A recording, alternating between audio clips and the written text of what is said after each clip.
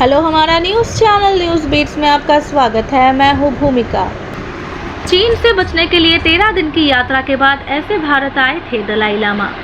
मार्च 1959 आते आते पूरे ल्हासा में अफवाह फैल चुकी थी कि दलाई लामा की जिंदगी खतरे में है और चीनी उन्हें नुकसान पहुंचा सकते हैं। ये अफवाह और पुख्ता हो गई जब चीनियों ने दलाई लामा को 10 मार्च को ल्हासा में चीनी सेना के मुख्यालय में एक सांस्कृतिक समारोह में भाग लेने के लिए आमंत्रित किया। ये सुनते ही दलाई लामा के महल नोर्बुलिंका के चारों ओर लोगों की भीड़ जमा होनी शुरू हो गई। भीड़ को अंदेशा था कि यह आमंत्रण दलाई लामा को अपने जाल में फंसाने का चीनी षड्यंत्र था। उनका मानना था कि अगर दलाई लामा उस समारोह में जाते हैं तो उन्हें गिरफ्तार कर लिया जाएगा। भारत की पूर्व विदेश सचिव निरुपमा राव अपनी हाल में प्रकाशित किताब the fractured Himalaya India Tibet China 1949-1962 में लिखती है, लोगों की चिंता इस बात से बढ़ी कि चीनियों ने दलाई लामा से इस समारोह में अपने अंगरक्षकों के बिना आने के लिए कहा था। आखिर में तय हुआ कि दलाई लामा इस समारोह में नहीं जाएंगे। बहाना ये बनाया गया कि लोगों की भीड़ को देखते हुए उनके लिए अपने महल से बाहर निकल पाना बहुत मुश्किल होगा। उन्होंने लिखा, 16 मार्च तक ये खबर आने लगी कि चीनी दलाई लामा के महल नोर्बुलिंका को नष्ट करने की तैयारी कर रहे हैं। उन्होंने महल के चारों ओर तोप लाना शुरू कर दिया। इस बात की भी अफवाह थी कि चीनी सैनिक हवाई जहाज़ों से ल्हासा पहुंचना शुरू हो गए हैं। महल के पास फटे 2 गोलों से भी ये संकेत मिलना शुरू हो गया कि अंत निकट है और बिना किसी देरी के कुछ बड़ा करने की ज़रूरत है। दलाई लामा ने महल छोड़ा। दलाई लामा के नज़दीकी सलाहकारों ने तय किया कि दलाई लामा को तुरंत ल्हासा छोड़ देना चाहिए। 17 मार्च की रात दलाई लामा ने भेष बदलकर अपनी मां, छोटे भाई बहन, निजी सहायकों और अंगरक्षकों के साथ अपना महल छोड़ दिया। दलाई लामा अपनी आत्मकथा my land and my people memoirs of Dalai Lama में लिखते हैं, हम लोग 3 समूहों में रवाना हुए। सबसे पहले दोपहर में मेरे शिक्षक और कशाग के 4 सदस्य एक ट्रक के पीछे तारपोलिन के नीचे छिपकर निकले।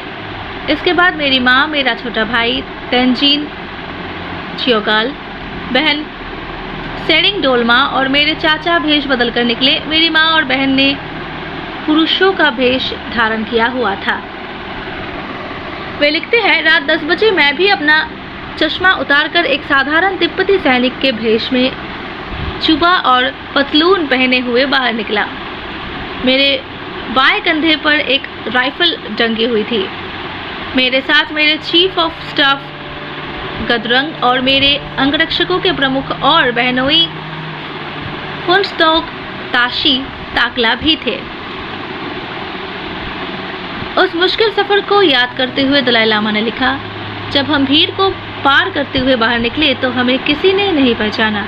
मैंने पहचाने जाने के डर से अपना चश्मा तो उतार लिया था, लेकिन मुझे सामने कुछ भी नहीं दिखाई दे रहा था। जब हम निकले तो हमें अंदाज़ा नहीं था कि हम अगला दिन देख भी पाएंगे या नहीं। जब हम चेला के ऊपर पहुंचे तब हमें पहली बार लगा कि खतरा टल गया है। स्थानीय लोग हमारे लिए घोड़े लेकर आए थे। हम उन पर सवार हुए और मैंने आखिरी बार मुड़कर ल्हासा की तरफ देखा। उस इलाके में हजारों चीनी सैनिक तैनात थे, इसलिए उनके पहचाने और पकड़े जाने का बहुत डर था। दलाई लामा और उनके साथियों ने पहले कीचू नदी पार की। उस नदी के दूसरे किनारे पर 2 समूह उनका इंतजार कर रहे थे। यहाँ पर दलाई लामा ने अपना चश्मा दोबारा लगा दिया और उन्हें चीज़ें साफ दिखने लगी। दलाई लामा का दल रात भर चलता रहा। चेला में थोड़ी देर रुकने के बाद उन्होंने ब्रह्मपुत्र नदी पार की और तिब्बत के दक्षिण की तरफ बढ़ गए। तेंजिन तिथोंग दलाई लामा की जीवनी Dalai Lama an illustrated biography में लिखते हैं, 25 मार्च को उन्होंने एक विशेष कोड के जरिए अमेरिकी खुफिया एजेंसी CIA को संदेश भेजा कि दलाई लामा सुरक्षित है। हर 24 घंटे पर दलाई लामा के दल की प्रगति रिपोर्ट राष्ट्रपति आइजनहावर के सामने पेश की जाती रही। इस बीच दलाई लामा के बच निकलने की खबर पूरी दुनिया में फैल चुकी थी और दुनिया भर के अखबार इसे अपनी मुख्य खबर बना रहे थे। दलाई लामा ने नेहरू को भेजा संदेश। लुटसे जोंग पहुंचकर दलाई लामा ने नई तिब्बत सरकार के गठन की रस्म अदा की। इस समारोह में करीब 1000 लोगों ने भाग लिया, लेकिन तब तक स्पष्ट हो चुका था कि तिब्बत में रहते हुए दलाई लामा के जीवन को बहुत खतरा था।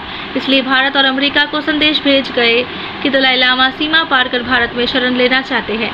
CIA के एक वरिष्ठ अफसर जॉन ग्रीनी को 28 मार्च को ये संदेश मिला। उन्होंने तुरंत दिल्ली को सूचना भेजकर दलाई लामा की मंशा के बारे में बताया। इससे पहले 26 मार्च को दलाई लामा भारत के प्रधानमंत्री जवाहरलाल नेहरू को संदेश भेज चुके थे। पूरी दुनिया में भारत के लोग मानवीय मूल्यों के समर्थन के लिए जाने जाते हैं। हम सोना इलाके में भारत में प्रवेश कर रहे हैं। हमें आशा है कि आप भारत की धरती पर हमारे रहने का प्रबंध करेंगे। हमें आपकी मेहरबानी पर पूरी विश्वास है। इसी दौरान दार्जिलिंग में रह रहे दलाई लामा के भाई ग्यालो थॉन्टप प्रधानमंत्री नेहरू से मिल चुके थे। वो अपनी आत्मकथा the noodle maker of Kalimpong में लिखते हैं, मैं जवाहरलाल नेहरू में उनके संसद भवन वाले दफ्तर में निकला। इंटेलिजेंस ब्यूरो के प्रमुख BN मलिक की मदद से ये मुलाकात हो सकी। नेहरू ने मुझसे पहला सवाल पूछा कि दलाई लामा सुरक्षित तो है। मैंने जब दलाई लामा के भारत में शरण लेने की अनुरोध के बारे में उन्हें बताया तो नेहरू ने इसके लिए तुरंत हाँ कर दी। अगले दिन दलाई लामा झोड़ा गांव से गुजरते हुए कारपोला पास पहुंचे। इस बीच एक विमान ने उनके ऊपर से उड़ान भरी। दलाई लामा के पूरे दल में इस आशंका से दहशत फैल गई कि कहीं चीनियों को उनका पता तो नहीं चल गया है। दलाई लामा के भाई तेंजिंग चोकपियाल लिखते हैं, हम लोग 2 दलों में विभाजित हो गए और 2 दिनों तक आगे बढ़ते रहे। इसी बीच हमने भारतीय सीमा पर जो संदेशवाहक भेजे थे वो हमसे आकर मिल गए हैं। उन्होंने सबसे पहले हमें खबर दी कि दलाई लामा को भारत में घुसने की अनुमति मिल गई है। इस बीच दलाई लामा बीमार पड़ गए। उन्हें बुखार ने जकड़ लिया और उनका पेट भी खराब हो गया। 2 दिन बाद 31 मार्च को भारतीय सीमा के पास पहुंचकर दलाई लामा ने उन लोगों से विदा ली जो तिब्बत में ही रहना चाहते थे।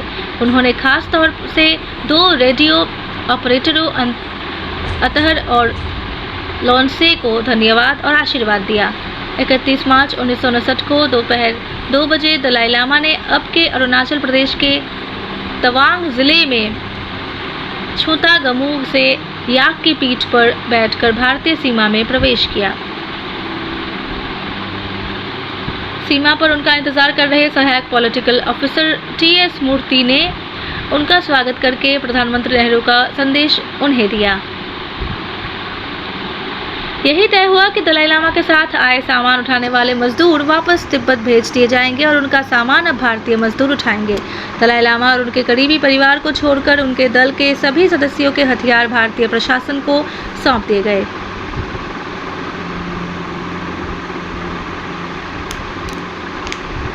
विमानों ने रसद गिराई। तवांग में दलाई लामा के दल को बड़े बड़े घेरों में ठहराया गया। तिथोंग दलाई लामा के जीवनी में लिखते हैं, जिस दिन दलाई लामा भारत पहुंचे, भारतीय वायुसेना के विमानों ने उनके दल के सदस्यों के लिए ऊपर से आटे के बोरे, जूते और रोज़मर्रा की ज़रूरत की चीज़ें गिराई। वो लिखते हैं कि 6 अप्रैल को तवांग के ज़िला कमिश्नर हरमंदर सिंह ने दलाई लामा को प्रधानमंत्री नेहरू का संदेश दिया। मैं और मेरे साथी आपका स्वागत करते हैं और भारत में सुरक्षित पहुंचने के लिए आपको बधाई देते हैं। हमें आपको, आपके परिवार और आपके दल के सदस्यों को भारत में रहने के लिए ज़रूरी सुविधाएं उपलब्ध कराने में खुशी होगी। भारत के लोग आपका बहुत सम्मान करते हैं और उनको आपकी मेहमान नवाजी करने में बहुत खुशी होगी। दलाई लामा और उनका दल तवांग से 185 किलोमीटर दूर बोमडीला में कुछ दिन आराम करना चाहते थे। आसाम राइफल के सैनिक अरुणाचल प्रदेश के जंगलों से होते हुए दलाई लामा को बोमडीला ले गए। वहां पर उन्हें भारतीय सैनिकों ने गार्ड ऑफ ऑनर पेश किया। बोमडीला में कुछ दिन रहने के बाद दलाई लामा 18 अप्रैल को तेजपुर पहुंचे, जहां भारत की धरती से पहली बार उन्होंने एक बयान जारी किया। उसमें कहा था, तिब्बत के लोगों ने हमेशा से आज़ादी की प्रबल इच्छा प्रकट की है। तिब्बत के लोग चीनियों से अलग है। हमसे चीन ने ज़बरदस्ती 17 सूत्री समझौते पर दस्तखत करवाए थे। ल्हासा में दलाई लामा के जीवन को खतरा था, इसलिए तय किया गया था कि वो ल्हासा छोड़ देंगे। दलाई लामा भारत के लोगों और सरकार के बहुत आभारी है कि उन्होंने न सिर्फ हमारा स्वागत किया बल्कि हमें और हमारे अनुयायियों को शरण भी दी।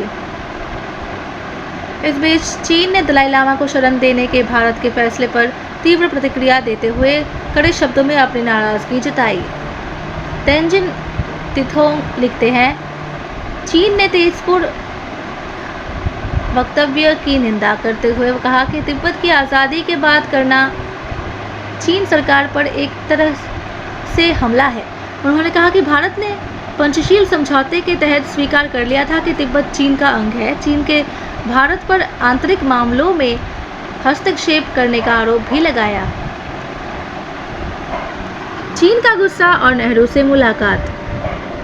जवाहरलाल नेहरू ने तय किया कि दलाई लामा और उनके दल को मसूरी में रखा जाएगा। 18 अप्रैल को दलाई लामा एक विशेष ट्रेन से मसूरी के लिए रवाना हुए। इससे पहले अमेरिका ने पेशकश की थी कि दलाई लामा को स्विट्जरलैंड या थाईलैंड में रखा जा सकता है, लेकिन फिर तय किया गया कि भारत उनके रहने के लिए आदर्श जगह हो सकती है, क्योंकि यहाँ से वो तिब्बत में रह रहे अपने लोगों से संपर्क में रह सकते हैं। मसूरी पहुँचते ही दलाई लामा को बिरला हाउस ले जाया गया, जहाँ वो अगले 1 साल तक रहे। 24 अप्रैल को नेहरू दलाई लामा से मिलने मसूरी आए। उनके बीच 4 घंटे तक तनावपूर्ण वातावरण में बातचीत हुई। दलाई लामा अपनी आत्मकथा माई कंट्री माई पीपल में लिखते हैं, मुझे लगा कि बातचीत के दौरान जब भी मैंने नेहरू के सामने ल्हासा के बाहर तिब्बत सरकार के गठन की इच्छा प्रकट की, वो मुझसे कई बार सींचे। जब मैंने बिना खून खराबे के तिब्बत की आज़ादी की कोशिश की बात की तो उन्होंने कई बार मेज़ पर अपना हाथ मारा और गुस्से से उनका निचला होंठ कांपने लगा। नेहरू ने इसका ये कहकर खारिज किया कि ये संभव नहीं है। उन्होंने 2 टुक शब्दों में मुझसे कहा कि तिब्बत की तरफ से लड़ना संभव नहीं हो सकेगा। उन्होंने कहा, इस तरह के किसी सुझाव से भी हमारी मुहिम को धक्का लगेगा। वर्तमान समय में तिब्बत के प्रति हमारी सहानुभूति का ये मतलब नहीं है कि हम चीन के खिलाफ गतिरोध में उसकी मदद करने जा रहे हैं।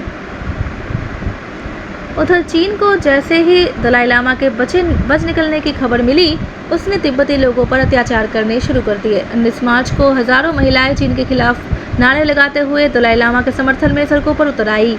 उसी रात चीनियों ने नोरबुलिंका महल पर गोले बरसाए और कुछ गोले दलाई लामा के निजी निवास पर भी गिरे। कई जगह दलाई लामा का समर्थन कर रहे लोगों पर गोलियां चलाई गई। चीनी गोलाबारी में पहाड़ के ऊपर 15वीं शताब्दी में बना तिब्बती मेडिकल कॉलेज पूरी तरह से नष्ट हो गया।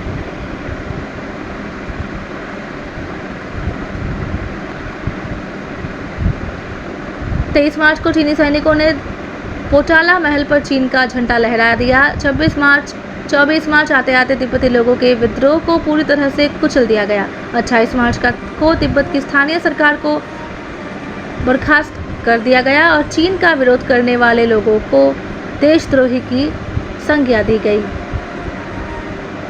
चीनियों ने दलाई लामा के गायब होने पर कहा कि प्रतिक्रियावादी ताकतें उनका जबरदस्ती अपहरण कर भारत ले गई हैं। सितंबर 1959 में दलाई लामा ने दिल्ली में नेहरू से मिलकर तिब्बत के मामलों में संयुक्त राष्ट्र में उठाने की मांग की,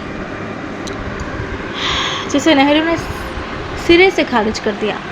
दलाई लामा के भारत में शरण लेने के बाद करीब 80,000 तिब्बती लोग उनके पीछे पीछे भारत आए।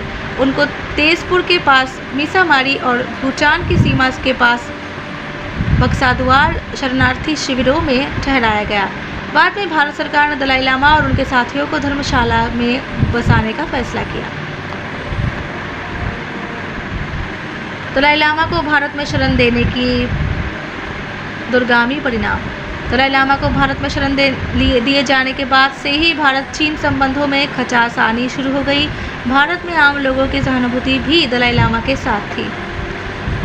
मुंबई में चीनी वाणिज्य दूतावास के सामने तिब्बत की घटनाओं का विरोध करते हुए लोगों ने भवन की दीवार पर लगे माओ से तुंग के चित्र पर टमाटर और सड़े हुए अंडे फेंके। दिल्ली में चीन के दूतावास ने विदेश मंत्रालय के लिए लिखित नोट में इसे चीनी नेता का बहुत बड़ा अपमान बताया। अगले दिन चीन के विदेश उप मंत्री जी पेंगफी ने बीजिंग में भारतीय राजदूत जी पार्थ सारथी को बुलाकर चीन के प्रिय नेता और राष्ट्राध्यक्ष का अपमान करने के लिए अपना सख्त विरोध प्रकट किया। इसके बाद भारत चीन संबंध बिगड़ते चले गए और इसकी परिणति 1962 में भारत चीन युद्ध के रूप में हुई। That's all for our news today. Stay tuned to our channel. Good day.